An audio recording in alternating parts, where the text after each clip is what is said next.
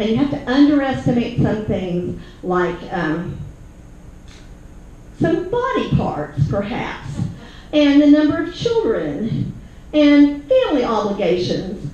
But you'll have a good time, you'll meet somebody, and then, of course, once you have met somebody, you kind of have to sit back and wait and give them a chance to be traditional and be interested in you. You don't want to get the reputation as the internet stalker. So then you go on and you have selected this mate, and you have to train him.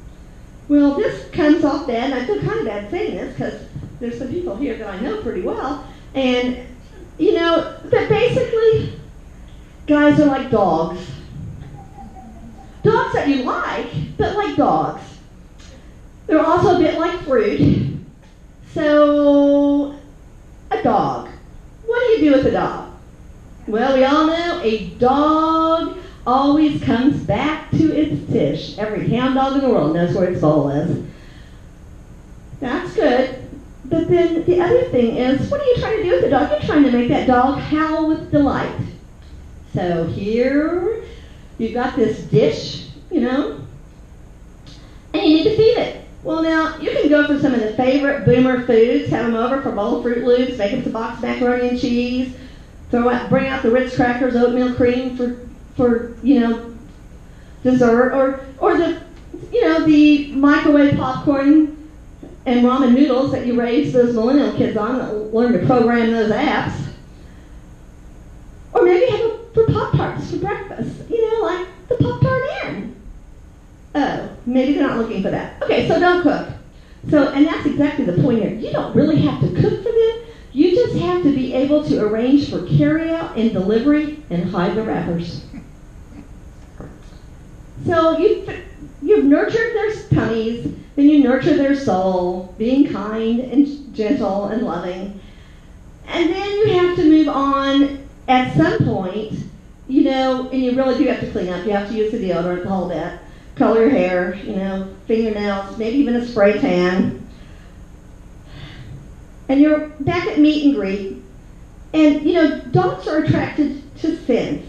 So, they come home for their food, but they're also attracted to other scents.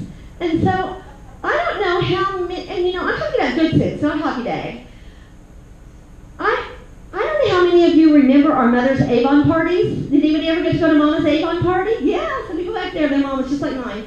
Anyway, Avon parties, they gave you little scents of 49 perfumes that they put on your arm and lipsticks, and you got to keep it straight which one you liked. Well, I was very blessed to recently be invited to a new wave type millennial bachelorette party called a pure romance party. I don't know. She knows what a pure romance party is. You can tell by the smirk on her face. She may deny it, but anyway, I think she knows. Have the rest of you had the opportunity? You've been to one too. Okay. Well, I thought maybe I was the only person that hadn't been. So I went to this pure romance party for this girl I'd known growing up since she was a baby. Her mother's one of my best friends. And the only boomers that were there were me, the groom's mother, and the bride's mother. So we get there. And, I'm thinking, pure romance. I don't know. I thought they were going to sell it. It's like some decent-looking negligees, get us to buy them for the girl or something. Well, I was wrong. I mean, they did have costumes, but they were not negligees, and they were not for Halloween. All right, so this girl shows up, and she pulls out this huge trunk. I mean, she rolled that thing in. She opened it up. It was full of battery-operated devices that I had never seen in my life. I mean, some of them looked like they were for childbirth. They were very, very different sizes. And then they had some apparatus that would hang from the ceiling for entertainment in your bedroom, I guess. I don't know. Anyway, it just kind of went on and on from there. And so we're sitting there at this pure romance party, and finally they get to something about scent. And I thought, well, they're going to sell us the perfume. I'll buy her a bottle of perfume or something. That'd be a nice thing to get her, and she'll get some points towards whatever she wants from here. I'll be doggone. They came around and they had all these scents that were supposedly pheromones that were attractants, okay? So they're putting them all on. And me and the other two boomers that are sitting there, between the three of us, there's like 13 children. And finally, these girls are all serious, trying to figure out which one they think makes the other person smell the best, that will be make them the most attractive. How they would know that, I don't know, but they were still trying to figure it out. And oh my God, we looked at each other and we're like, in unison, we go, where is the go-away scent? So I think besides the pure romance party, about the most exciting thing else that's happened to me is, it goes with my smartphone. I got sexted. I don't know if you know what that is. It's when somebody sends you something kind of lewd written or photographed on your cell phone. And I guess that young couples are doing that for each other, but I don't really know very many adult men that were doing that, at least not the ones I know. And so I'm sitting, like I said, I work for in the public education field, and I'm sitting in a large faculty meeting on the back row with a bunch of journalism and language teachers, and we're in the back row, and I'll be doggone, I get this text. We aren't supposed to look at your phones anyway, but I was like, oh my goodness. So I kind of nudged somebody next to me, they look at it. So they were passing my phone back and forth. And so, it's like, being sexted is like 9/11 or JFK's assassination. You remember where you were when that happened, when you're a boomer. So anyway, we got in trouble, kind of. We got reprimanded. The principal asked the ladies on the back row to please refrain from giggling so much and put the phone away. He never did find out what we were looking at, but at least I didn't tell him. So, as far as the finding the man, or is you've got to be an interesting dish. Now, an interesting dish is a novel concept for boomer women. You can sometimes talk about things that guys like. You don't always have to talk about shopping and furniture. And so, you can be clever if you want to. Like, the guy's a fisherman, you're like, oh, what kind of lure do you like? Or you can feign knowledge, like, I prefer night crawlers for my date. Just kind of go along that way. But then you also, besides you being clean and you're smelling good, you got to firm up. And firming up is got two ways that I can think of. One is to cover up. That's what this little jacket does. The butterfly flapping arms, it covers them. Oh, that was not that funny of a joke. Anyway, so the butterfly flapping arms is a good thing to cover up. Cellulite's good to cover up. It's like, what else? You could try to firm it up if you didn't cover it up. Well, firming up, let's see, that would involve exercise. Now, I think that could make me sweaty, or, I could possibly get injured. So then the last thing I know as far as the firming up is our dreaded friend, Spanx. Everybody here know what Spanx is? I had a room full of people that swore they didn't. Yeah, good. Okay, Spanx, in case you don't know, is a rubberized kind of undergarment that's kind of like a bodysuit corset. It reminds you a lot of something for snorkeling, a little bit thinner, natural colored.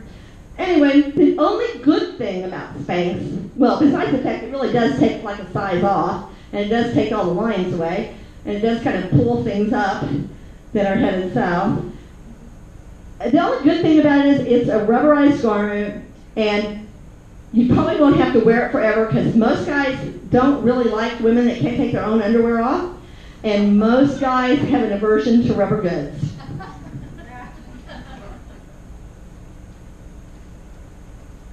We're going to move on here, and we're going to talk a little bit about training this mate that we've selected. They are like fruit. They bruise easily. They, you don't need them green. You just want them ripe and juicy, not too squishy, fresh from the market, or at least as fresh as you can find. Remember that they are all born from the time they're infants with rockets in their pockets preparing to launch, and hopefully you can find somebody that can control this rocket. So once you find somebody, I was blessed to have 11 brother-in-laws. I don't know, anybody here have more than 11 brother-in-laws? Probably not. Seriously, I have 11 brother-in-laws. It's like, that's like a lot. You get to hear a lot of guys' stories when you have 11 brother-in-laws, and they kind of have spouses that come and go, and some come back, and then they go. Anyway, so the boys, I always was like, well, gosh, how's this work, guys? Well, they explained to me about the goo rule. I don't know if you know the goo rule. I was not familiar with it. I grew up in a household with girls and did not know it. But the goo rule is go ugly early. And basically their philosophy was, if you aren't too picky and you settle before they're all gone, you don't get the worst of the bunch. Well, I felt bad for their wives. I was married to the brother 7 of 10 boys, who knew better than to talk about the goo rule in front of me, at least. And he, bless his heart, would just sit there and shake his head. It's like, you just have to ignore my brothers. You just have to ignore them. Just how they are. Well, and I said to one of the wives, who was incredibly gorgeous, because one of their wives was just incredibly gorgeous. And I said, well, doesn't that hurt your feelings? She goes, no. She goes, look at who I married. You think I'm not using the goo rule? But, there are some things about choosing that's important, but training is really important. And when you've been around that many boys, things are different. I grew up in a household with only girls. I did not know that toilet lids did not close themselves after you went to the bathroom. I always thought they did until I was married to one of the 10 boys. And repeatedly, night after night, I would get up for a little morning, midnight run to the toilet, and I would fall in the toilet, and I would scream, and it's possible that I nagged or whined even a bit after, about the 4th time that happened, through about the 400th time. And, I remember being told, I can't take the nagging and whining. Well, it did occur to me that it wasn't working, and so one night I fell in the toilet, and I thought,